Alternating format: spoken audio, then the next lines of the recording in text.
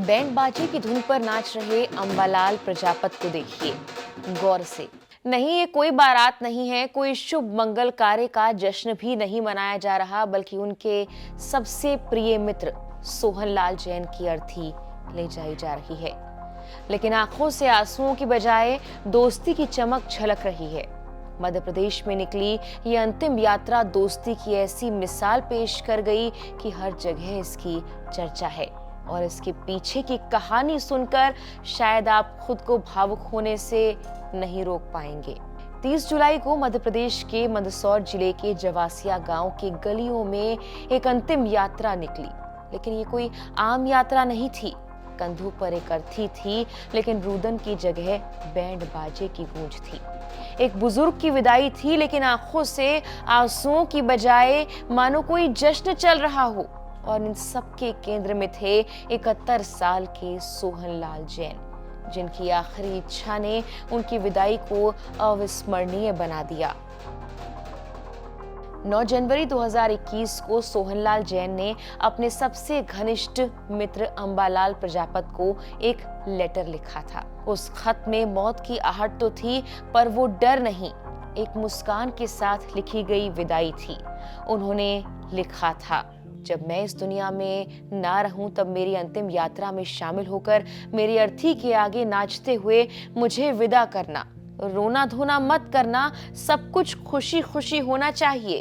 Cancer से पीड़ित सोहनलाल को शायद एहसास था कि अब वक्त ज्यादा नहीं है, लेकिन उन्होंने अपने आखिरी पलों को डर और दुख की बजाय अपने दोस्त के साथ मुस्कान में ढाल दिया। अंतिम यात्रा के दिन अंबालाल ने बैंड बाजे के साथ अर्थी के आगे नाचना शुरू किया। गांव वालों ने परंपरा का हवाला देकर उन्हें रोका। ये तो अंतिम संस्कार है, यहाँ नाचना शोभा नहीं देता। मगर अंबालाल अडिग रहे। उनकी आंखों में आंसू नहीं, बल्कि अपने दोस्त का दिया वचन निभाने का दृढ़ संकल्प था। ये मेरे दोस्त की आखिरी इच्छा थी, कैसे ना मानता।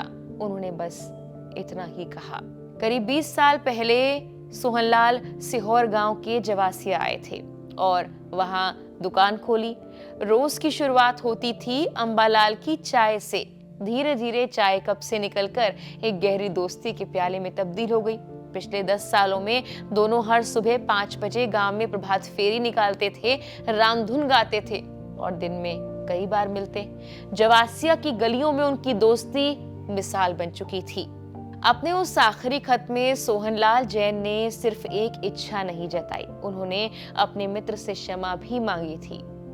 और अंत में एक आत्मीय और अंतिम राम राम, ये वो शब्द थे जो सिर्फ एक विदाई नहीं, बल्कि जीवन भर की मित्रता का सम्मान थे। आज हमारे गांव के वरिष्ठ और समाज सेवी आदरणीय सोहनलाल जी जैन साहब का अंतिम संस्कार हुआ। वो कैंसर से पीड़ित थे। उनकी अंतिम इच्छा थी कि जब भी मेरी शव यात्रा निकले उसमें मेरे मित्र शंकरलाल जी पाटीदार साहब और अंबालाल जी प्रजापत जी दोनों मेरी शव यात्रा के सामने डांस करें। तो आज ऐसा ही दृश्य दिखा गया है और उनका अंतिम जो यात्रा निकली उसमें अंबालाल जी ने डांस किया। शंकरलाल जी पाटीदार साहब कहीं थे नहीं, उनने कई दिनों पहले से कागज़ में लिख के गए थे वो, और वो 20-25 साल से गांव में रामधुन निकालते थे वो, और रामधुन के मित्र दोनों थे ये। और इनकी इच्छा थी, आज ईश्वर ने उनकी इच्छा पूरी की और ईश्वर ने आज उनको अपने पास बुला लिया। ऐसे समाज सेवी बहुत कम मिलते हैं गांव में। उनने धर्म के प्रचार में भी बहुत हाथ बटाया है। ऐसी दिवंगत आत्मा को भगवान उनको अपनी शरणों में जगा दे। सोहनलाल चले गए, लेकिन अंबालाल ने ये जतला दिया कि सच्ची दोस्ती थमती नहीं, वो मृत्यु के पार भी निभाई जाती है। गांव वालों की आंखों में अंततः नमी थी, पर उसका कारण ना तो मृत्यु का दुख था, ना परंपरा का टूटना, बल्कि एक दोस्त का वो वादा जो दूसरे दोस्त ने निभाने की जिद की थी।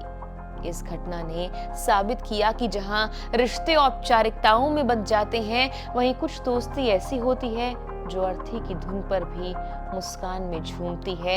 ये कहानी है एक छोटी सी जगह की, लेकिन इसका हृदय इतना बड़ा है कि ये पूरी दुनिया को दोस्ती का नया अर्थ सिखा सकती है।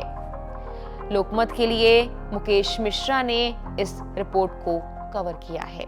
फिलहाल के लिए इस वीडियो में इतना ही।